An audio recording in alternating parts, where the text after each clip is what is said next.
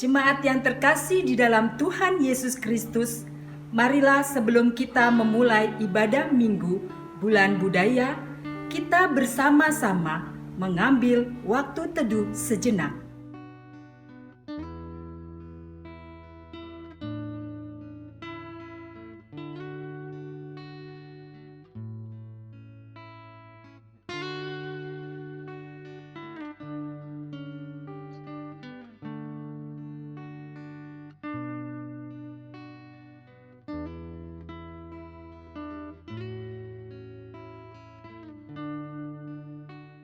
Jemaat Tuhan dimanapun berada, setiap saat kita berjumpa dengan berbagai macam perubahan. Dan kita patut bersyukur karena dimampukan oleh Tuhan. Sehingga telah sampai pada tahapan sekarang ini. Agar dapat memasuki dan menjalani perubahan yang ada, kita memerlukan kerendahan hati untuk lebih peka mendengar suara Tuhan yang memandu kita dalam beradaptasi.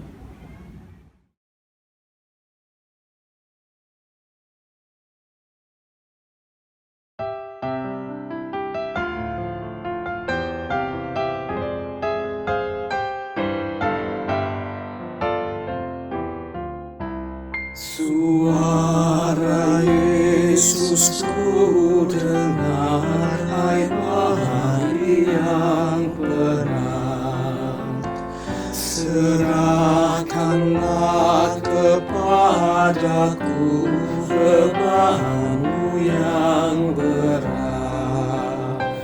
Kepada Yesus Tuhanku, ku datang berserah.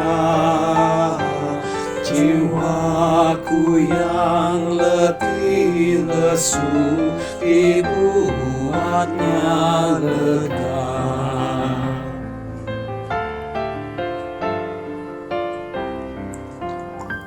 Suara Yesus ku dengar, yang haus datanglah, dan air hidupku beri, hai mari minumlah.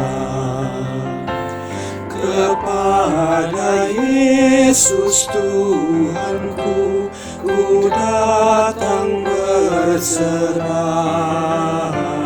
Ku dapat air al-hayat dan hidup dalamnya.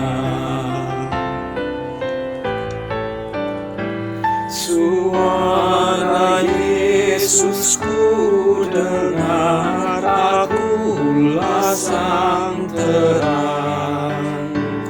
Lihatlah sinar wajahku, harimu cemerlang.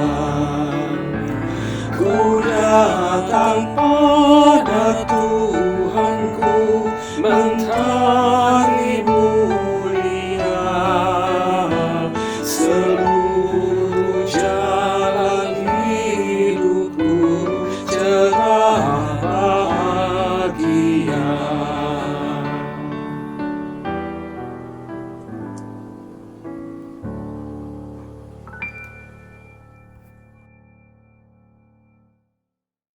Saudara-saudara jemaat yang kekasih, ibadah kita hari ini kita mulai dalam satu alas pengakuan bahwa pertolongan kita adalah dalam nama Tuhan yang menciptakan langit dan bumi.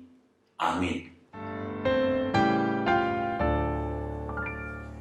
Amin, amin, amin, amin, amin, amin. Kasih karunia dan damai sejahtera dari Allah Bapa kita dan dari Tuhan Yesus Kristus menyertai saudara sekalian.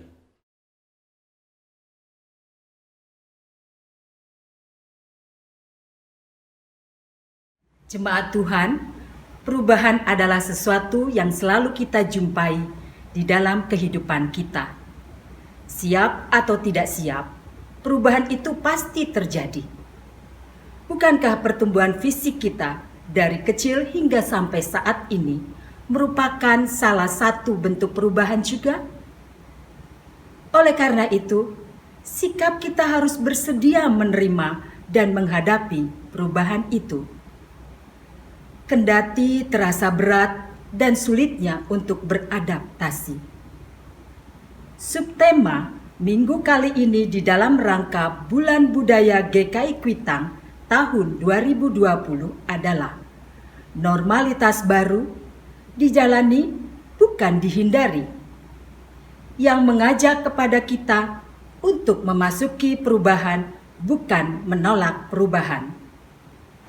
Sebab apa yang kita lakukan sesungguhnya ibarat investasi masa depan.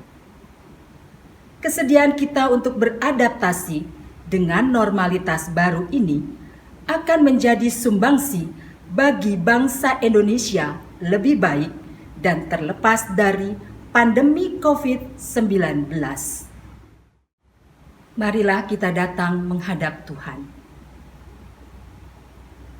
Ya Tuhan, kami datang menghadap-Mu.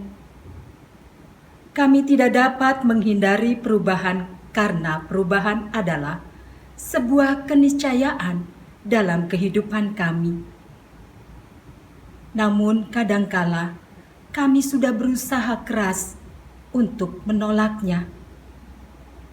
Meskipun kami mengetahui bahwa Engkau Tuhan yang akan menyertai kami untuk memasuki setiap perubahan itu. Namun kami tidak mengimaninya. Ampunilah kami ya Tuhan. Terkadang kami merasa terlalu berat untuk melakukan adaptasi di tengah perubahan itu. Mampukan kami Tuhan agar dapat menjalaninya dengan penuh syukur. Kiranya kami terus dapat merasakan tuntunan-Mu yang menuntun kami ke air yang tenang dan rumput yang hijau, sehingga kami memperoleh kelegaan. Di dalam nama Tuhan Yesus Kristus kami berdoa. Amin.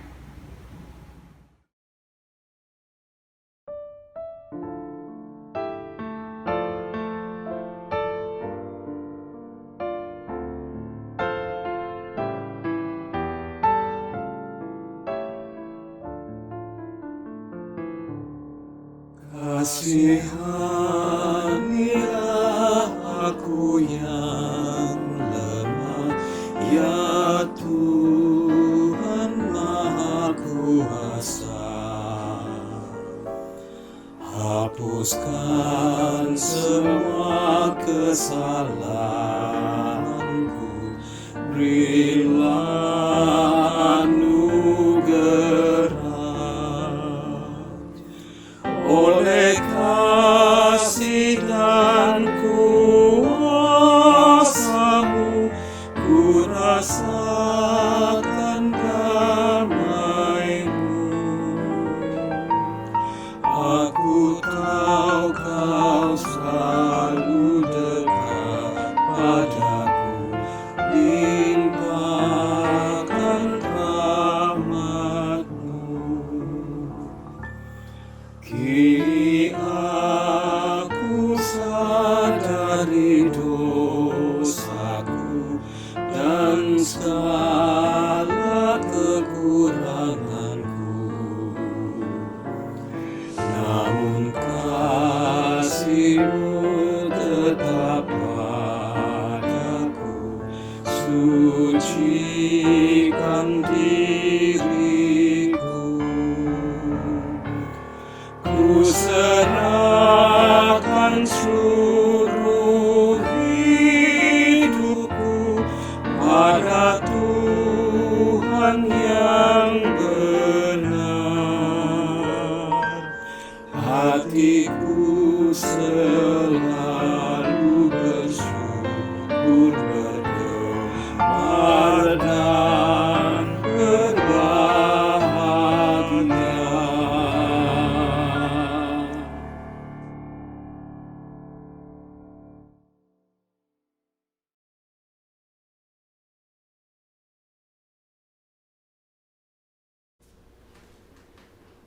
Dengarlah berita anugerah dari Tuhan yang tertulis di dalam kitab Nabi Yesaya pasal 60 ayat 2 dan 19 yang demikian bunyinya.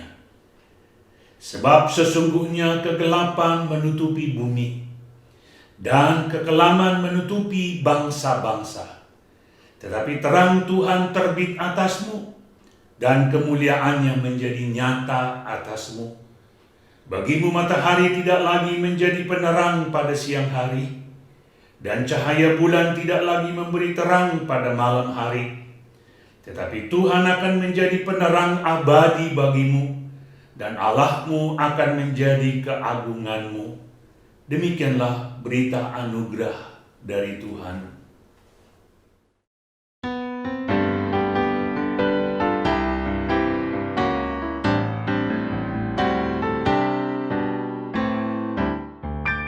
Hidup dalam sukacita, limpah ruah dan penuh. Roh penghibur sudah datang, tinggal dalam hatiku. Sungguh indah, sungguh ajaib, dan hatiku pun lega. Dalam badai laut damai diberi, nanti ombak akan reda.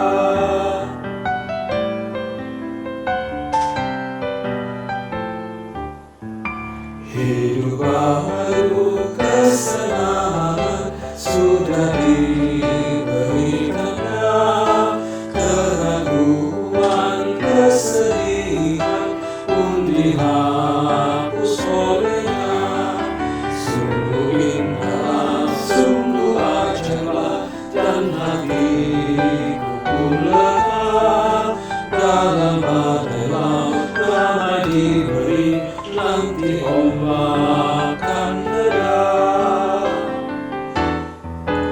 Bagai sinar sang mentari, bagai angin yang kencang, telah tercurah roh ilahi dari sorga yang cerah. Sungguh indah, sungguh ajaib, dan hatiku pun lega. Dalam badai laut damai diberi, nanti ombak akan reda.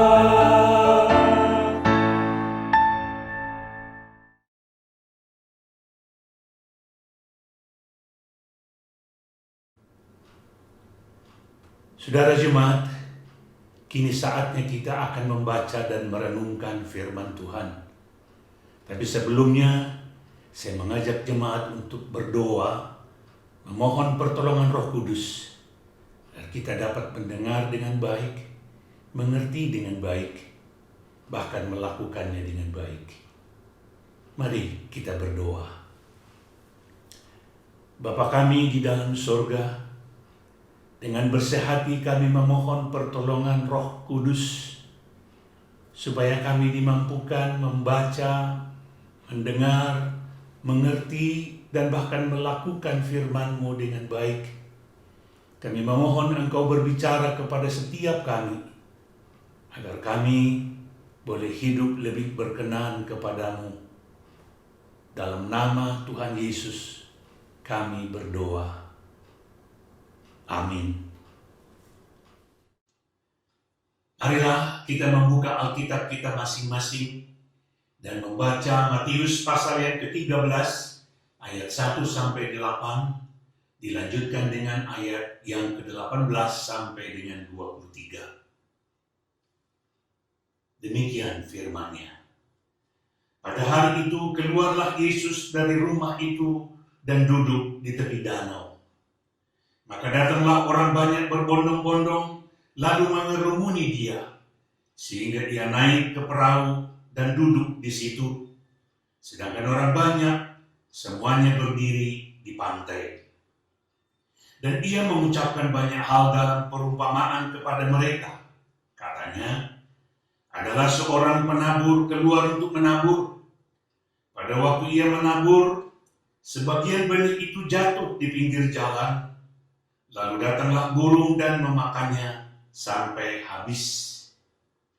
Sebagian jatuh di tanah yang berbatu-batu, yang tidak banyak tanahnya.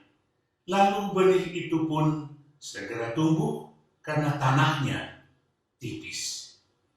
Tetapi sesudah matahari terbit, layulah ia dan menjadi kering karena tidak berakar. Sebagian lagi jatuh di tengah semak duri. Lalu makin besarlah semak itu dan menghimpitnya sampai mati. Dan sebagian jatuh di tanah yang baik, lalu berbuah.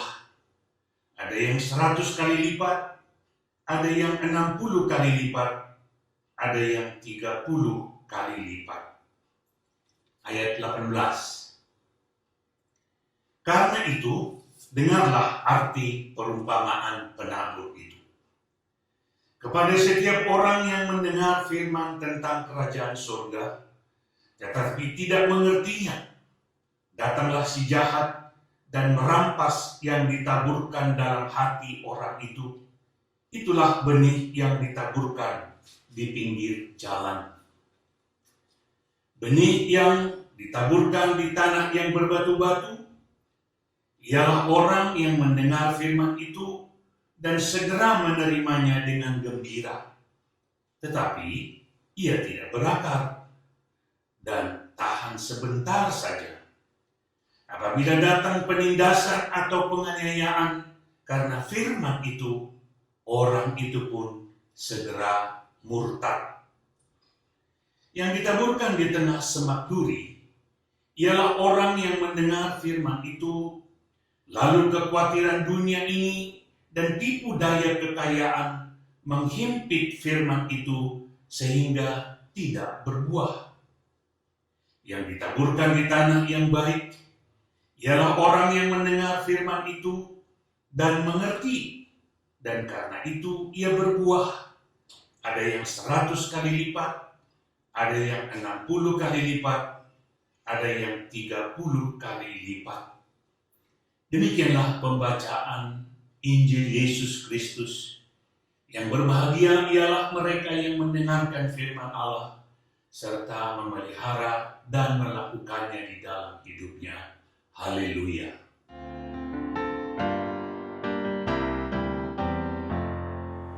Haleluya, haleluya, haleluya, haleluya.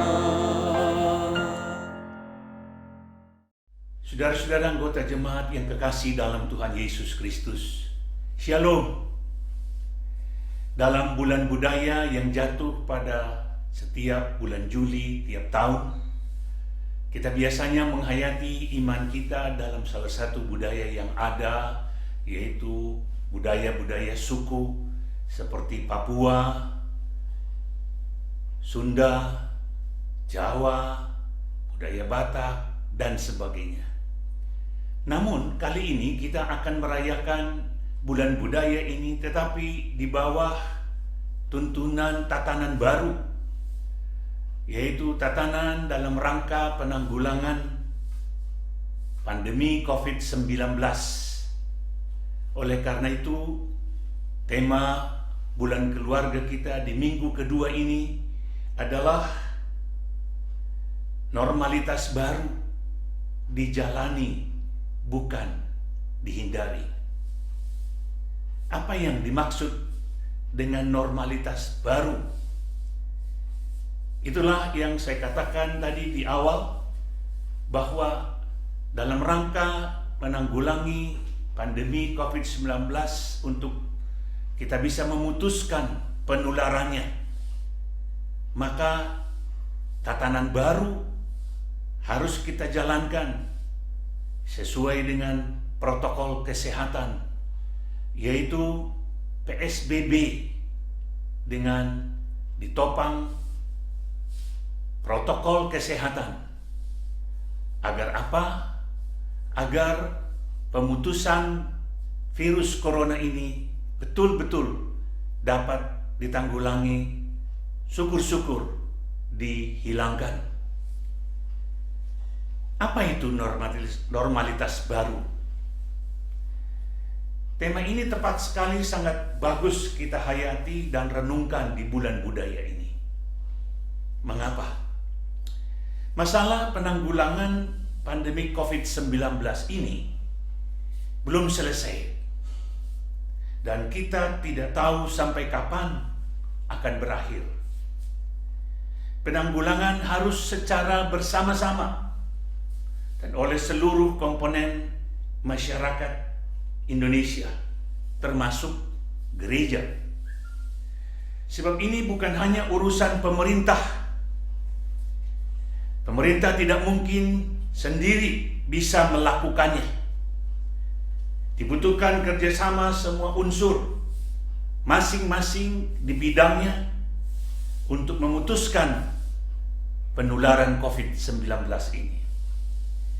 Karena itu penanggulangannya adalah dengan PSBB, yaitu pembatasan sosial berskala besar. Mengapa perlu ada pembatasan? Karena penularannya melalui manusia. Maka kontak antar manusialah yang harus dibatasi.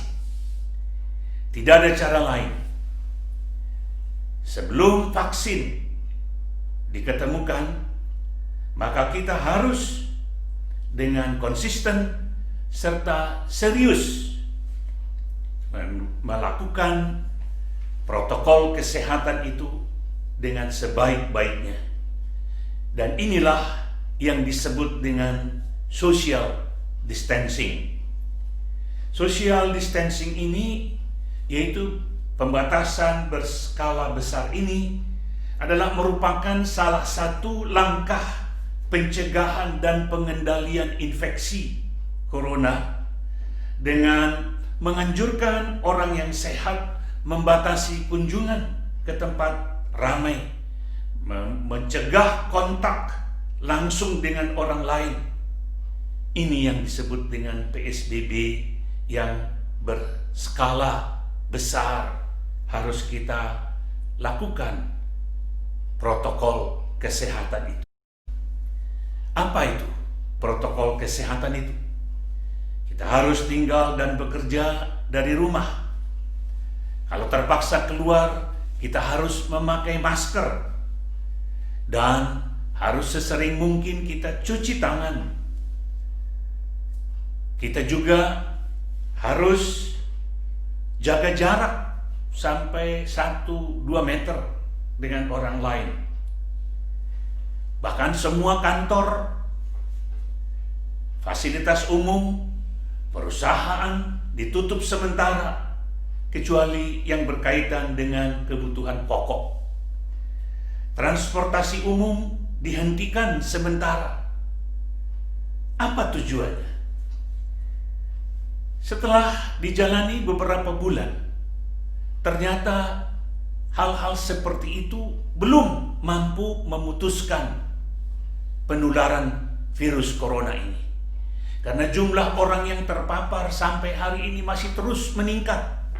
Munculnya virus-virus baru di daerah tertentu yang disebut menjadi pusat penularan. Maka pemerintah kita telah melonggarkan PSBB. Melonggarkan PSBB supaya apa? Supaya yang semua tadinya dihentikan sekarang boleh dibuka. Kantor boleh dibuka, gedung ibadah boleh dibuka untuk digunakan, tetapi hanya 50%. Supaya apa? Supaya ekonomi kita juga bisa berjalan. Sebab kalau terus-menerus kita tidak bisa bergerak, terus hanya di rumah saja, bekerja dari rumah, ekonomi kita juga menjadi terpuruk.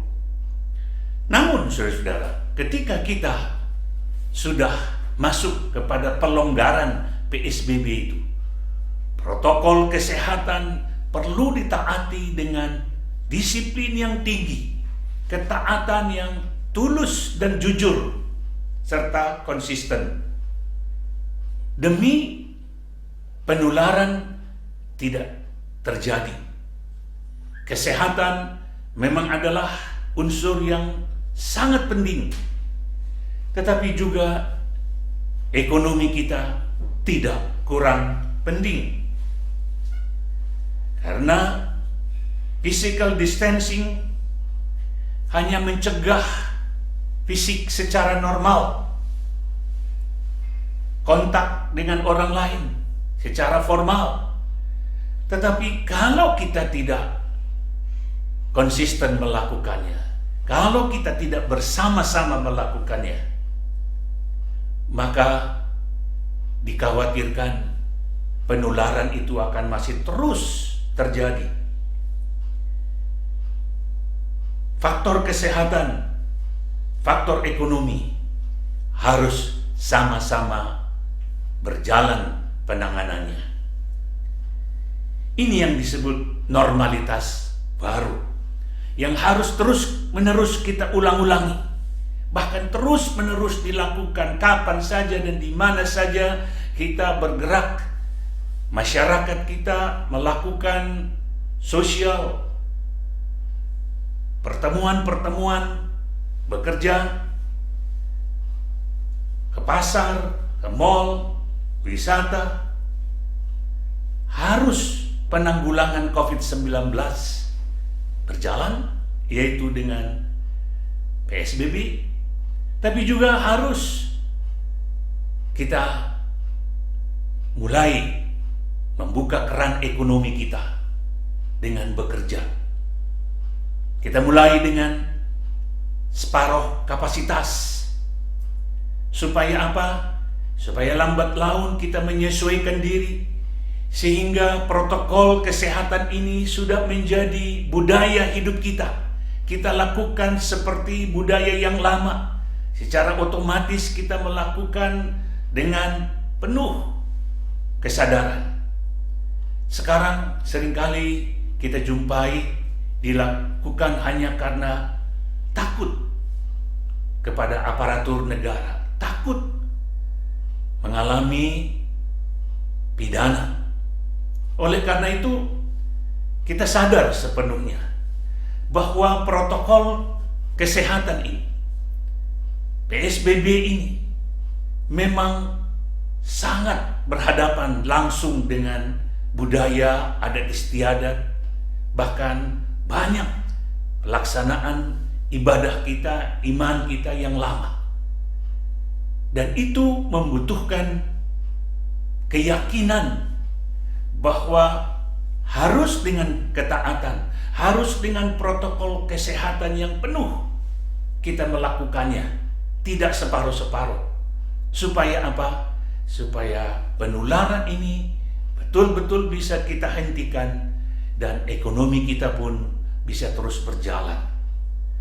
Maka ketika kita mendengar adanya kelompok-kelompok masyarakat yang merebut mereka-mereka yang menjadi korban corona ini, mereka yang terpapar sampai meninggal dunia, seharusnya dimakamkan dengan protokol kesehatan, dengan protokol pemakaman yang sudah diatur demi menjaga kesehatan semua pihak tidak tertular. Namun ketika itu berhadapan dengan kepentingan-kepentingan lain, adat istiadat kita, agama kita, struktur masyarakat kita, maka seringkali banyak kelompok, banyak orang tidak mampu menahan diri, tidak mampu menghayati bahwa itu sangat membahayakan bukan saja kesehatan kita, tapi juga ekonomi dan pada akhirnya masa depan bangsa dan negara kita. Nah, disinilah tema ini menjadi sangat tepat dan bagus kita hayati. Normalitas baru dijalani, bukan dihindari. Kalau saya ganti dengan kalimat lain, budaya baru, tatanan hidup yang baru harus kita jalani, jangan kita hindari. melakukan new normal ini harus kita anggap menjadi sesuatu yang normal. Harus kita anggap sebagai sesuatu yang biasa. Sebab kita harus terus-menerus melakukannya, berulang-ulang melakukannya, seperti sebuah budaya yang selama ini kita lakukan secara normal, tidak dengan tekanan, tidak di bawah pengawasan aparatur negara, tidak takut ancaman pidana. Oleh karena itu, apa yang dulu kita anggap normal, sekarang kita harus anggap tidak normal. Sekarang apa yang dianggap tidak normal, yaitu sesuatu yang baru ini, new normal ini, harus kita anggap, bahkan kita perlakukan dan lakukan sebagai sesuatu yang normal. Kemana-mana kita harus pakai masker, itu harus otomatis kita lakukan. Kemana-mana kita harus menjaga jarak, kemana-mana kita harus menghindari kerumunan-kerumunan. Bila itu bisa dilaksanakan di dalam semua aspek kehidupan, apalagi yang berkaitan dengan ekonomi, maka kita harapkan ekonomi kita bisa bertumbuh seiring dengan penanggulangan ekonomi ini bertumbuh, makin berkurang, makin melandai. Namun dalam prakteknya kita menghadapi hambatan psikologis, hambatan emosional, hambatan budaya, hambatan keyakinan. Tetapi mari saudara-saudaraku, bahwa new normal ini bukanlah satu pilihan, tapi satu-satunya pilihan. Sekali lagi, bukan salah satu pilihan, tapi satu-satunya pilihan. Selama vaksin belum diketemukan, inilah cara yang terbaik untuk kita lakukan. New normal ini harus kita jalani, jangan dihindari, supaya sesegera mungkin penularannya dikurangi kalau bisa ditiadakan, agar tidak banyak lagi yang terpapar lalu meninggal, agar tidak lagi ekonomi kita tersendat untuk berputar, tapi kita bisa hidup seperti normal, walaupun mungkin masih ada virus di sana sini, tapi tidak lagi akan mengganggu, tidak lagi akan membahayakan, karena kita semua telah melakukan apa yang kita sebut dengan penanganan secara protokol kesehatan. Sekarang bagaimana dengan kita sebagai umat Kristiani? Apakah kita juga mengalami hambatan psikologis? Apakah kita juga mengalami hambatan sosial, keyakinan? Saudara-saudara, yang pertama harus kita katakan dan harus kita yakini bahwa perubahan itu di dalam iman Kristiani adalah sesuatu yang keniscayaan, sesuatu yang harus terjadi. Namun perubahan apa? Itu masalahnya. Mengapa harus terjadi? Mengapa sebagai sesuatu keniscayaan? Karena Tuhan sendiri datang memang untuk membawa perubahan. Perubahan dari kehidupan yang lama kepada kehidupan yang baru. Perubahan dari kehidupan yang gelap, berdosa. Kehidupan yang membuat kita kehilangan kesejahteraan kita. Oleh karena kita hidup di dalam kegelapan. Kepada hidup yang baru. Itu sebabnya firman Tuhan mengatakan di dalam 2 Korintus 5 ayat 17, siapa yang ada di dalam Kristus itu adalah ciptaan baru, yang lama sudah berlalu, sesungguhnya yang baru sudah datang. Ciptaan baru maksudnya apa? Yaitu ketika kita menerima anugerah pengampunan, ketika kita menerima tuntunan firman Tuhan, Kita dibawa kepada pembaruan hidup yang menuju kepada akhlak baru, tatanan kehidupan kita yang baru, tidak lagi mengulangi seperti yang lama. Oleh karena itu, sebagai umat percaya, kita seharusnya tidak fobi, tidak alergis dengan suatu perubahan. Seperti seorang penabur, kita harus terus-menerus menaburkan perubahan-perubahan itu melalui ketaatan kita, melalui perbuatan-perbuatan yang baik. Supaya apa? Supaya kita secara bersama-sama boleh memasuki dunia baru, dunia yang kita capai melalui penanggulangan penularan COVID-19 ini, dan ekonomi kita yang makin bertumbuh diharapkan menjadi satu Indonesia baru. Maka perubahan yang lama kepada yang baru tidaklah turut sebagai orang Kristen kita tolak, apalagi kita hindari, kita lawan. Seperti penabur, kita melihat memang ada benih yang terjatuh di 4 kategori. Benih yang jatuh di tanah jalan. Begitu dapat benih itu, begitu dapat firman itu, begitu dapat pengarahan, tuntunan, perintah, langsung ditolak, tidak pikir panjang, karena tidak sesuai dengan imannya, keyakinannya. Keras hatinya, tertutup. Ada tipe orang yang kedua, yaitu tanah berbatu. Tanahnya tipis, penuh dengan batu-batu.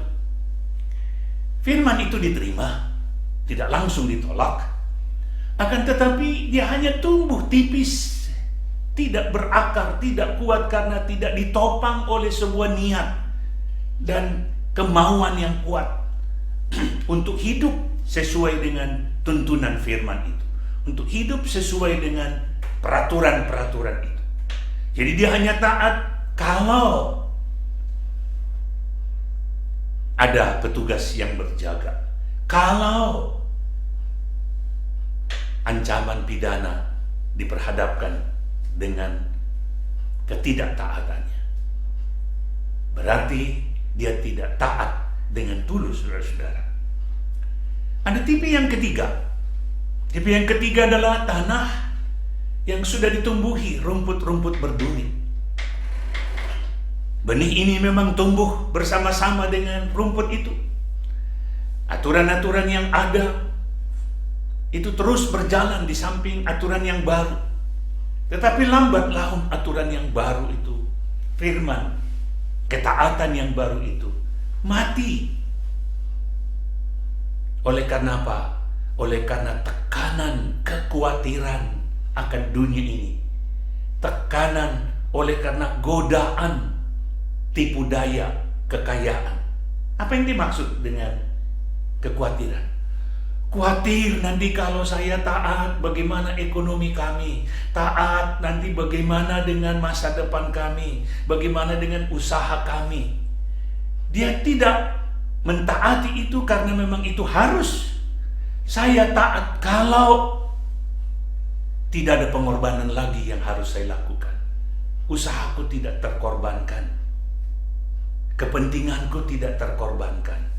Saudara-saudara, untuk mencapai hal yang lebih baik dan besar, pengorbanan adalah bagian yang tidak terelakkan, kapanpun dan dimanapun, demi mencapai yang lebih baik dan lebih besar. Kita harus siap untuk berkorban.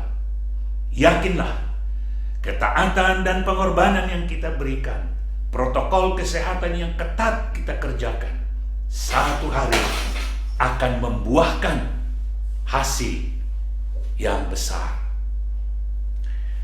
Juga ada godaan tipu daya kekayaan. Seringkali di situasi-situasi seperti ini sering kita dengar orang memancing di air keruh.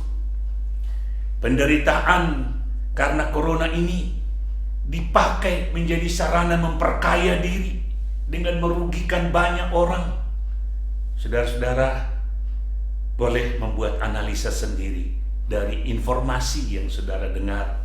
Bagaimana polemik tentang alat-alat kesehatan yang harus digunakan, bagaimana prosedur-prosedur yang harus ditempuh dalam rangka penanganan orang-orang yang terpapar. Mari, saudara-saudaraku, jangan tergoda oleh godaan kekayaan. Oleh karena kekayaan itu adalah bagaikan sebuah fata morgana yang memberikan sesuatu yang begitu indah, tapi ketika dijalani tidak seindah itu, karena hidup kita bukan tergantung karena kekayaan kita. Tidak semua memang kita bisa beli dengan kekayaan. Ada banyak bisa kita beli. Kita bisa membeli ini dan itu yang membuat kita senang. Tetapi saudara, kebahagiaan Anda tidak oleh kekayaan, tapi oleh karena anugerah Tuhan. Apa artinya saudara kaya tetapi saudara sakit terus? Apa artinya saudara kaya rumah tangga Anda hancur? Apa artinya Anda kaya tetapi anak-anak Anda menjadi batu sentuhan bagi banyak orang dan mempermalukanmu? Itulah yang disebut dengan tergoda kaya, karena seringkali kekayaan itu akan membahayakan, padahal sesungguhnya tidaklah demikian. Karena itu tipe yang seperti ini juga bukan tipe seorang anak Tuhan, seorang yang sungguh-sungguh beriman. Tipe yang keempat, yaitu benih yang tumbuh, sekalipun kelihatan tidak langsung memberi dampak yang besar, tapi lambat laun akhirnya mengeluarkan buah-buah yang berlimpah-limpah. Memang membutuhkan proses waktu, ketaatan itu, pertumbuhan ketaatan kita itu, supaya itu menjadi sesuatu yang berdampak kepada kita dan sekeliling kita. Maka saudara-saudara, berdasarkan Matius pasal 13 ayat 1 sampai 9, 18 sampai dengan 23 ini, ada kemungkinan 4 tipe orang yang akan bersikap terhadap taburan peraturan yang sangat dibutuhkan untuk membuahkan kesejahteraan, yaitu melalui PSBB dan protokol kesehatan ini. Akan kemungkinan 4 orang ini terus kita jumpai. Tapi mari sebagai anak Tuhan, kita tidak boleh memilih salah satu di antaranya. Kita harus menjadi tipe yang keempat, bukan sebagai pilihan, tapi sebagai satu keyakinan. Karena itulah wujud ketaatan kita kepada Tuhan, sekaligus panggilan ketaatan dan tanggung jawab kita kepada negara. Negara yang menginginkan supaya PSBB dengan protokol kesehatan ini untuk diterapkan dengan ketat, harus kita taati sebagai ketaatan kita kepada Tuhan. Karena pemerintah kita adalah hamba-hamba Allah yang memang ditetapkan oleh Tuhan demi kebaikan kita. Saudara, hari ini kita diingatkan melalui tema yang sangat mudah dipahami. Normalitas baru, tatanan baru, budaya baru harus kita jalani, bukan dihindari. Amin. Mari kita berdoa. Bapa di surga, terima kasih kami diingatkan. Sebagai anak Tuhan, kami bukan saja mencontoh sebagai penabur yang terus-menerus dengan giat menabur, dengan kesadaran tidak semua yang kami lakukan itu langsung berdampak. Tetapi satu saat apa yang kami taburkan akan kami tuai. Penabur harus dengan sabar untuk menunggu hasil taburannya. Dan taburan yang dikehendaki oleh tema kami hari ini adalah taburan benih ketaatan. Taburan benih kebaikan.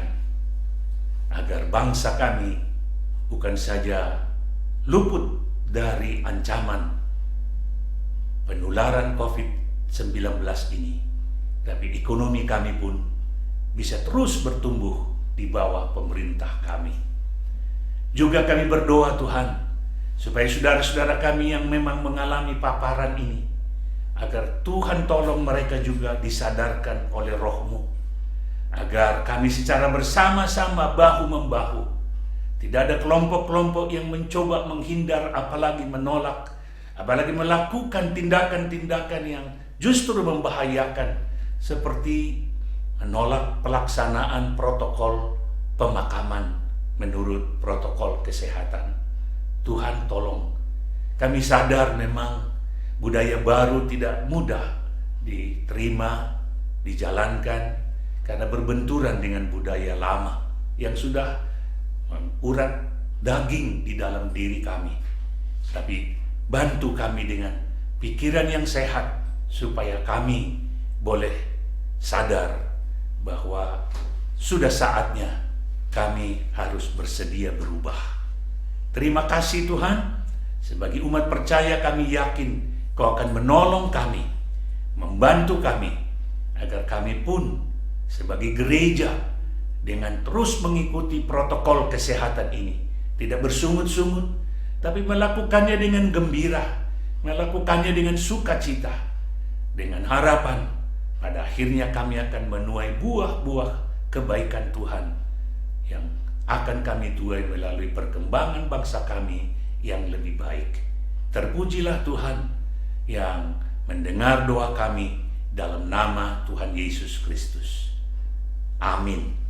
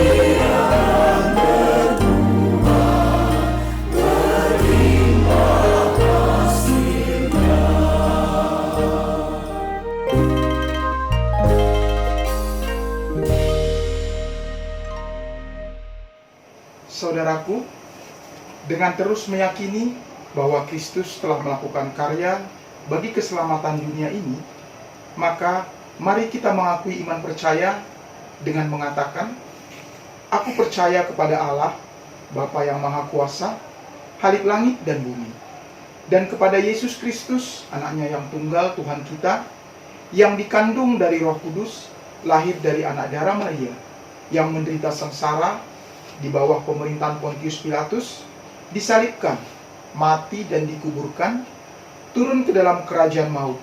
Pada hari yang ketiga, bangkit pula dari antara orang mati, naik ke sorga, duduk di sebelah kanan Allah, Bapa yang Maha Kuasa, dan dari sana ia akan datang untuk menghakimi orang yang hidup dan yang mati.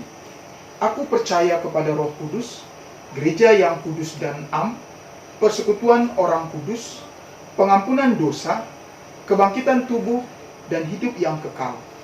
Amin.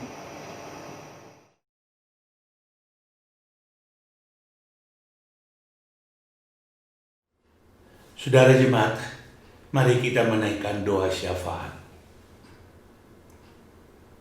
Bapa kami yang ada di dalam surga, kami mengucap syukur untuk lawatan Tuhan di dalam ibadah minggu kami setiap kami menaikkan ibadah kepadamu. Khususnya di tengah ibadah keluarga jemaat GKI Kuitang, bahkan juga gereja-gereja lain. Kami tahu bahwa Tuhan tidak pernah meninggalkan kami. Dan kalau kami ada sampai seperti ini hari ini, itu adalah karena kasih karunia dan penyertaan Tuhan. Kami juga mau berdoa untuk saudara-saudara kami yang sakit, termasuk yang ODP, PDP, dan pasien dari COVID-19. Kiranya Tuhan menopang kekuatan bagi mereka, menyempurnakan pemulihan mereka dengan apa yang mereka terima sebagai asupan, baik untuk menaikkan daya tahan tubuh mereka, maupun untuk penyembuhan. Kiranya Tuhan memberkati semua upaya, baik yang dilakukan oleh pasien maupun yang dilakukan oleh tenaga-tenaga medis yang merawat mereka. Kami juga mau berdoa untuk pemerintah dan instansi terkait agar mampu mengatasi pandemi COVID-19 ini dengan baik dan cepat. Berikan mereka hikmat dan kerjasama yang baik, agar kiranya melalui pertolongan-pertolongan yang sesederhana apapun yang mereka berikan, itu menjadi berkat pemulihan bagi para pasien yang mereka rawat. Kami berdoa juga mohon hikmat dan bijaksana bagi kita dan juga warga masyarakat agar mampu menjalani normalitas baru dengan memberlakukan protokol kesehatan secara berdisiplin. Kami tahu tidak mudah, ada banyak tantangan dan kesulitan, bahkan benturan-benturan keyakinan dan tata adat istiadat yang selama ini berlaku, tetapi harus kami lebih mengutamakan protokol kesehatan yang selama ini diyakini menjadi jalan pemulihan maupun memutuskan penularan virus COVID-19 itu. Tuhan, kami berdoa untuk dokter, perawat, tenaga laboratorium, tenaga kebersihan, para relawan yang ada di rumah sakit, beserta dengan keluarga mereka yang menunggu dan mendoakan mereka di rumah, agar senantiasa diberi kekuatan, kesehatan, kesabaran, bahkan kebutuhan-kebutuhan mereka untuk menopang kelanjutan hidup mereka dari hari ke hari. Kami juga berdoa, mohon pertolongan pemeliharaan Tuhan bagi para tukang ojek, sopir angkutan umum, pedagang kaki lima, buruh dan profesi lainnya yang terkena dampak dari pemberlakuan PSBB akibat pandemi COVID-19 ini. Kiranya Tuhan memberi kepada mereka hati yang penuh dengan kesabaran, tawakal, agar mereka boleh menjalankan tugas-tugas mereka tanpa mengabaikan protokol kesehatan yang diberlakukan. Kami berdoa juga untuk para pengusaha agar diberi hikmat dan kebijaksanaan, agar dapat mengelola usahanya dengan baik, sehingga terhindar dari melakukan PHK kepada para karyawannya. Kami tahu Tuhan tantangannya sangat besar, tapi tidak ada yang mustahil bagi Tuhan, khususnya bagi mereka yang sungguh-sungguh mengandalkan Tuhan. Karena Tuhan menyatakan anugerah-Mu, agar nama-Mu yang dimuliakan. Kami berdoa untuk persiapan GKI Kuitang, untuk menyelenggarakan ibadah dan kegiatan di masa transisi tatanan baru. Kiranya Tuhan menolong agar seluruh jajaran majelis jemaat boleh mampu melakukan tugas mereka dengan baik. Kami berdoa juga Tuhan untuk Bapak Presiden kami dan wakilnya beserta para menterinya, yang kami tahu mereka bekerja keras supaya mereka semua ada sinergi yang menyatu untuk melawan COVID-19 ini, agar mampu untuk mencegah penularan, tapi menolong yang sudah terpapar, bahkan memulihkan mereka yang sudah sakit.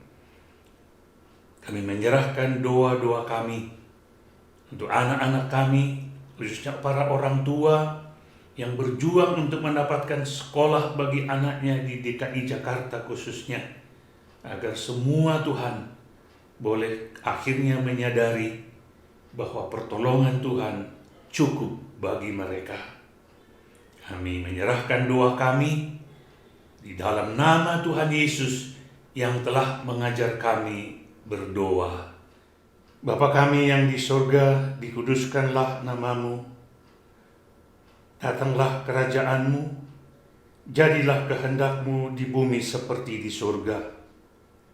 Berikanlah kami pada hari ini makanan kami yang secukupnya, dan ampunilah kami akan kesalahan kami, seperti kami juga mengampuni orang yang bersalah kepada kami. Dan janganlah membawa kami ke dalam pencobaan, tetapi lepaskanlah kami daripada yang jahat. Karena Engkaulah yang punya kerajaan, kuasa, dan kemuliaan sampai selama-lamanya. Amin. Saudaraku, inilah firman Tuhan yang mendasari persembahan kita. Demikian. Sebab siapakah aku ini dan siapakah bangsaku, sehingga kami mampu memberikan persembahan sukarela seperti ini? Sebab daripadamulah segala-galanya, dan dari tanganmu sendirilah persembahan yang kami berikan kepadamu.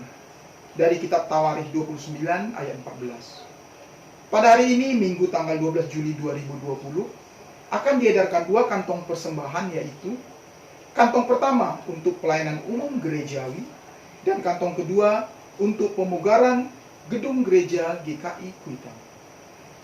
Persembahan dapat dimasukkan dalam amplop untuk diserahkan ke kantor gereja, atau ditransfer ke nomor rekening gereja yang bisa dilihat pada warta gereja, yaitu Bank Mandiri dan Bank BNI atas nama Majelis GKI Kuitang, dan Bank BCA atau Bank Arta Graha atas nama Gereja Kristen Indonesia.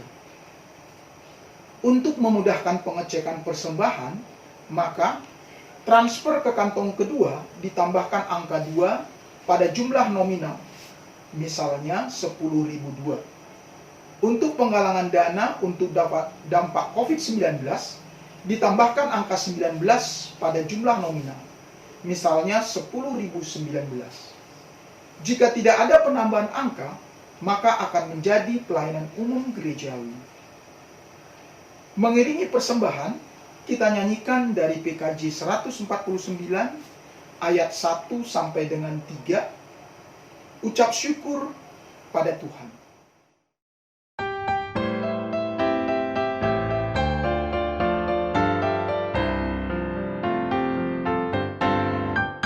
Ucap syukur pada Tuhan karena kita diselamatkan oleh-Nya. Senandungkan lagu baru, senandungkan lagu baru bagi-Nya. Nyanyikanlah dengan riang karena kasih setia Tuhan, nyanyilah. Senandungkan lagu baru, senandungkan lagu baru bagi-Nya. Muliakan nama Tuhan karena kuasa-Nya abadi, muliakan. Senandungkan lagu baru, senandungkan lagu baru bagi-Nya.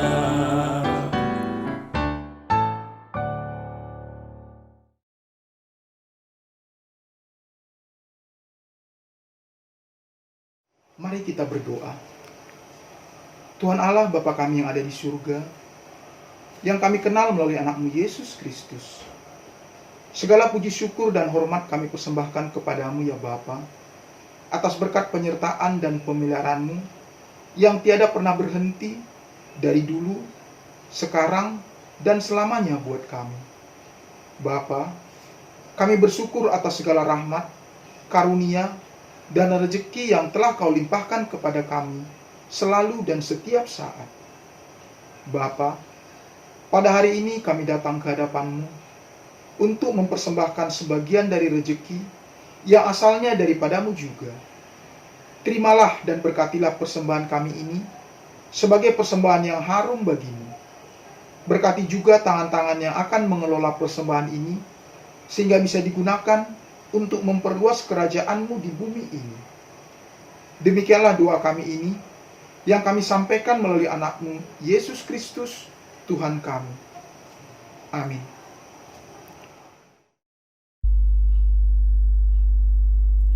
Saudara-saudara jemaat, sebelum kita mengakhiri ibadah kita hari ini, sebelum kita kembali kepada penugasan pengutusan kita masing-masing, sebagai seorang penabur yang sedang menabur, kita menabur benih dan berupaya beradaptasi dalam normalitas baru yang mau tidak mau harus kita jalani ini.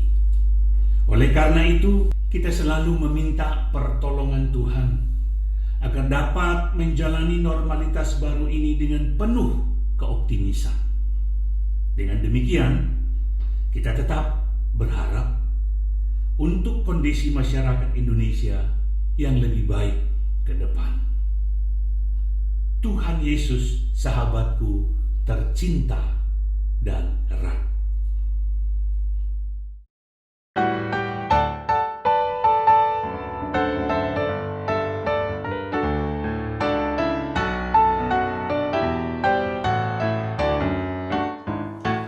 Tuhan Yesus, sahabatku tercinta dan erat, melebihi segalanya bagiku. Bunga bakung paling indah yang tumbuh di lembah, mengampuni, menyucikan diriku. Penghibur dalam duka, penolong yang teguh, kepadanya ku serahkan kuatirku. Bunga bakung paling indah yang tumbuh di lembah, melebihi segalanya bagiku.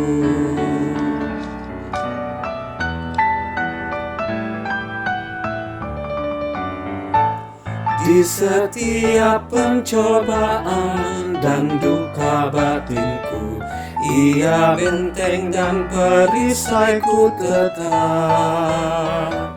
Demi Dia ku tinggalkan berhala hatiku, oleh Dia ku bertahan dan tegak. Digoda oleh iblis ku takkan menyerah, Yesus jamin kemenangan imanku. Bunga bakung paling indah yang tumbuh di lembah, melebihi segalanya bagiku.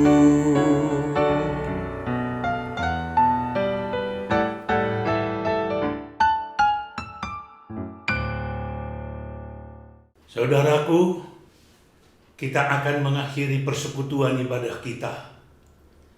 Masuklah ke dalam kehidupan dan sambutlah tatanan baru dengan penuh keyakinan bahwa Tuhan akan membimbing dan menguatkan kita. Terimalah berkat Tuhan. Tuhan memberkati engkau dan melindungi engkau. Tuhan menyinari engkau dengan wajah-Nya dan memberi engkau kasih karunia. Tuhan menghadapkan wajah-Nya kepadamu dan memberi engkau damai sejahtera. Haleluya.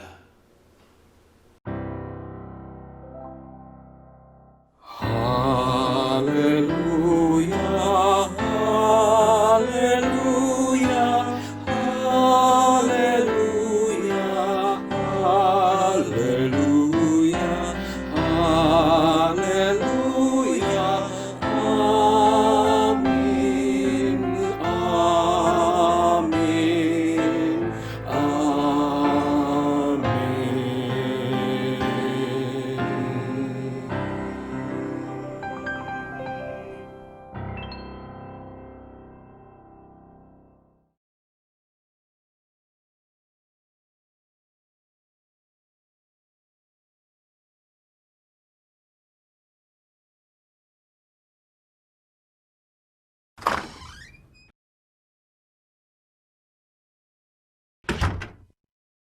Saudaraku, mungkin Anda termasuk orang yang bertanya, mengapa kita belum beribadah di gereja? Kan mall sudah buka. Kan pemerintah sudah mengizinkan untuk beribadah. Kan di tempat lain sudah melakukan ibadah. Kan kantor-kantor sudah buka dan beroperasi. Sabar sebentar.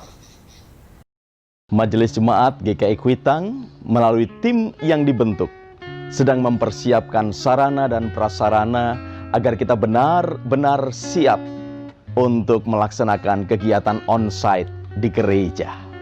Kita harus mendukung pemerintah memerangi COVID-19. Jangan sampai gereja kita menjadi klaster baru penyebaran.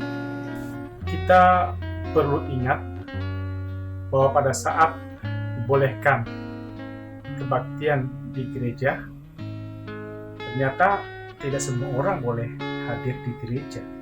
Betul. Hanya yang berusia 15 sampai dengan 60 tahun. Itu pun harus dengan kesehatan yang baik dan tidak memiliki riwayat penyakit seperti diabetes, asma, dan lain-lain. Kita harus tetap melakukan protokol kesehatan seperti yang ditetapkan oleh pemerintah. Tetap cuci tangan, pakai masker, dan physical distancing, menjaga jarak dengan orang lain. Dengan physical distancing berarti kapasitas ruangan kita juga terbatas, bukan? Dan majelis jemaat tetap rindu untuk dapat melayani saudara semua, sehingga diperlukan sarana online yang lebih memadai. Dalam rangka itu semua, maka majelis jemaat perlu mempersiapkan sarana dan prasarananya. Semuanya ini membutuhkan waktu, sehingga betul-betul menjadi siap. Oleh karena itu, bersabar ya. Mungkin saudara berpikir, berarti gereja menjadi area terbatas ya? Itulah kondisi yang memang akan terjadi dalam era yang disebut dengan new normal, atau normalitas yang baru, atau tatanan baru. Kita semua perlu menyesuaikan diri atau beradaptasi agar dapat melalui pandemi ini Ingat seabad yang lalu situasi yang mirip juga pernah terjadi. Benar, pandemi influenza atau flu Spanyol di tahun 1918 dan dapat dilalui dengan baik. Oleh karena itu, meskipun saudara sudah rindu datang ke gereja, tahan diri dulu, bersabar agar gereja dan kita semua siap untuk beribadah kembali di gereja. Tetap stay at home. Stay healthy. Tetap jaga iman. Jaga pikiran agar tetap positif. Dan kita terus berdoa agar dapat segera ditemukan vaksin COVID-19 dan obat untuk menangkalnya. Tuhan Yesus memberkati.